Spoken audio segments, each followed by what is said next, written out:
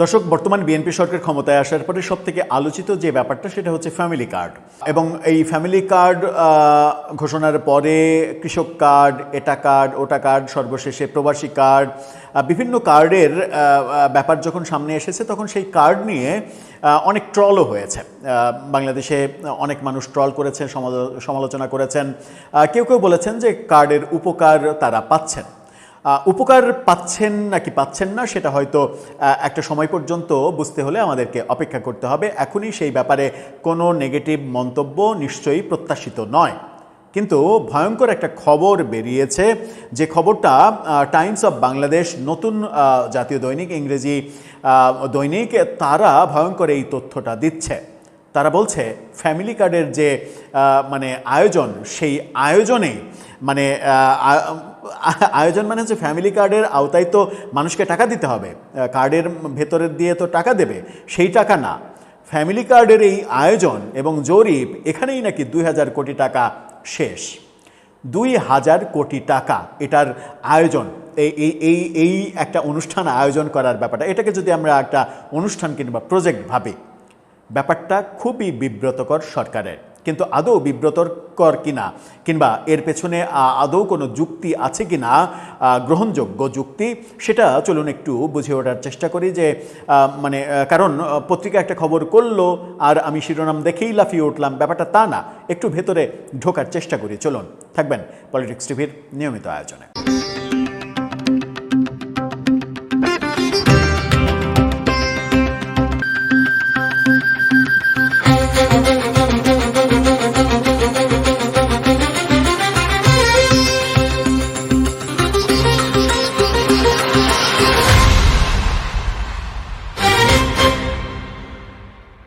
দর্শক, বলছিলাম ফ্যামিলি কার্ডের কথা। ফ্যামিলি কার্ড নিয়ে অনেক সমালোচনা রয়েছে, ফ্যামিলি কার্ড নিয়ে অনেক ইনসিডেন্টও ঘটেছে এর মাঝে। ফ্যামিলি কার্ডের লোভ দেখিয়ে অনেক অকারেন্স ঘটেছে, যে ঘটনাগুলো বিএনপি সরকারকে বিব্রত করেছে। কিন্তু এবার যে খবরটা এসেছে, এই খবরটা অনেক বেশি বিব্রতকর, এবং এটা সত্য হলে সত্যিই সরকারকে অনেক বেশি প্রশ্নের সম্মুখীন হতে হবে হয়তো। টাইমস অফ বাংলাদেশ তাদের শিরোনামে কি বলছে দেখুন। তারা বলছে ফ্যামিলি কার্ড জরিপেই ব্যয় 2000 কোটি টাকা। বিএনপির নির্বাচনী প্রতিশ্রুতি ফ্যামিলি কার্ড কর্মসূচি বাস্তবায়নে কার্ড প্রস্তুত ও উপকারভোগী বাছাই কার্যক্রমেই ব্যয় হতে যাচ্ছে 2000 কোটি টাকা। কার্ড বানানো এবং এই কার্ড কাদের দেয়া হবে সেই জরিপে 2000 কোটি টাকা ব্যয় হবে। অবিশ্বাস্য না ব্যাপারটা? একটু বোধহয় বড় ধরনের অবিশ্বাস্য ব্যাপার। এর মধ্যে শুধু প্রধানমন্ত্রীর উপস্থিতিতে কার্ড বিতরণ অনুষ্ঠান আয়োজনেই 50 কোটি টাকা ব্যয়ের প্রস্তাব রাখা হয়েছে। প্রধানমন্ত্রী উপস্থিত থেকে কার্ড বিতরণ করবেন, এখানে 50 কোটি টাকা ব্যয় হবে। প্রধানমন্ত্রী ধরে নিলাম আমরা যে 50 জায়গায় এই কার্ড বিতরণ করবেন। বাস্তবিক অর্থে সেটা করবেন না, হয়তো প্রধানমন্ত্রী 2-4টা জায়গায় কার্ড বিতরণ করবেন, কিংবা যেটা শুরু করেছেন 50টা জায়গাতেও যদি কার্ড বিতরণ ধরি, তাহলে ওই কার্ড বিতরণের ওই অনুষ্ঠানটা, প্রতিটা অনুষ্ঠানে, একটা অনুষ্ঠানে কি 1 কোটি টাকা খরচ হওয়ার কথা? আমার মনে হয় কথা নয়। যদিও আবারও বলছি যে যদিও 50টা অনুষ্ঠান, প্রধানমন্ত্রীর কার্ড বিতরণ অনুষ্ঠান আয়োজন করা সম্ভব হবে না, কারণ একজন প্রধানমন্ত্রীর এত সময় থাকে না যে শুধুমাত্র এই কার্ড বিতরণের পেছনেই তিনি তার 50টা দিন নষ্ট করবেন।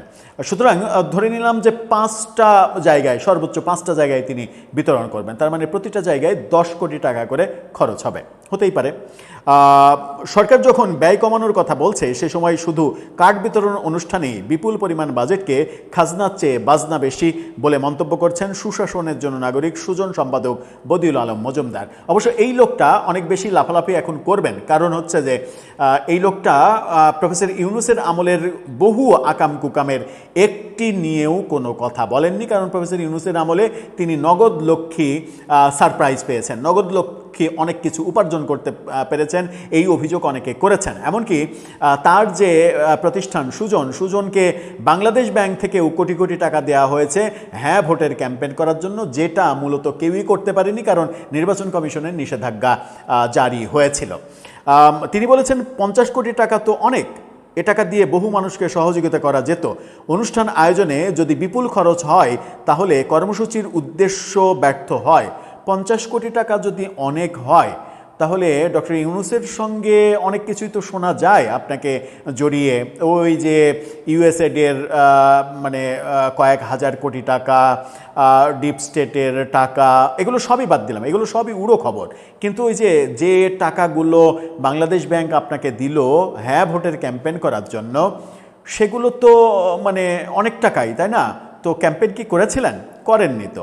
আবার মানে বাংলাদেশের 70% বেশি লোক মানে এই যে কি বলবো, যে পিআর পদ্ধতিতে ভোট চায়, এই ভোট মানে তারা পছন্দ করে কিংবা তারা চায়।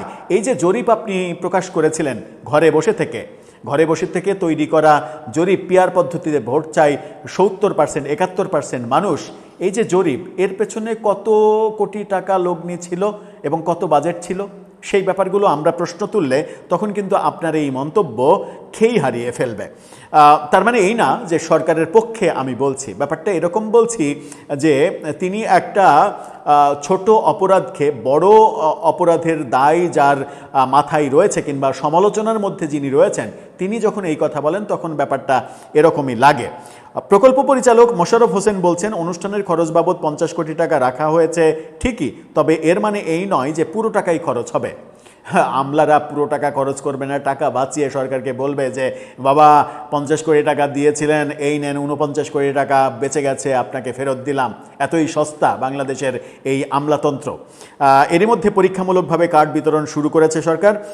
সেখানে শুরুতেই উপকারভোগী নির্বাচনে অনিয়ম সামনে এসেছে। টাইমস অফ বাংলাদেশের অনুসন্ধানে দেখা গেছে, প্রধানমন্ত্রীর নির্বাচনী এলাকা ঢাকার কড়াইল বস্তিতে প্রকৃত নিম্ন আয়ের অনেক পরিবার বাদ পড়লেও বাড়ির মালিক সহ তুলনামূলকভাবে সচ্ছল ব্যক্তিরাও ফ্যামিলি কার্ড পেয়েছেন। এরকম অনেক অভিযোগ রয়েছে, এরকম অভিযোগ থাকবেই, কারণ মানে এর সঙ্গে তো মানে অনেক ব্যক্তির যাদেরকে দায়িত্ব দেওয়া হবে তাদের ব্যবসা জড়িত আছে। এগুলো মানে বাংলাদেশের রাজনীতিতে একেবারে মানে মোটামুটি ধরে নেওয়া যায় যে এগুলো সহি পথ, কারণ এই কালচারই বাংলাদেশের রাজনীতিতে প্রতিষ্ঠিত। এটা নিয়ে কথা বলতে চায় না, কিন্তু এই যে ফ্যামিলি কার্ডের আয়োজনেই 2000 কোটি টাকা নাই, প্রধানমন্ত্রী কার্ড বিতরণ করবেন, সেখানে 50 কোটি টাকা বাজেট, ব্যাপারটা একটু বেশি অস্বাভাবিক হয়ে যাচ্ছে না? আমার মনে হয় যে বেশি অস্বাভাবিক হয়ে যাচ্ছে। যখন আমরা শেখ হাসিনা সরকারের প্রচণ্ড সমালোচনা করছি, তখন সরকারের এই সিদ্ধান্ত বুমেরাং হতে পারে। দর্শক, আপনার মতামত জানিয়ে লিখতে পারেন আমাদের কমেন্ট বক্সে।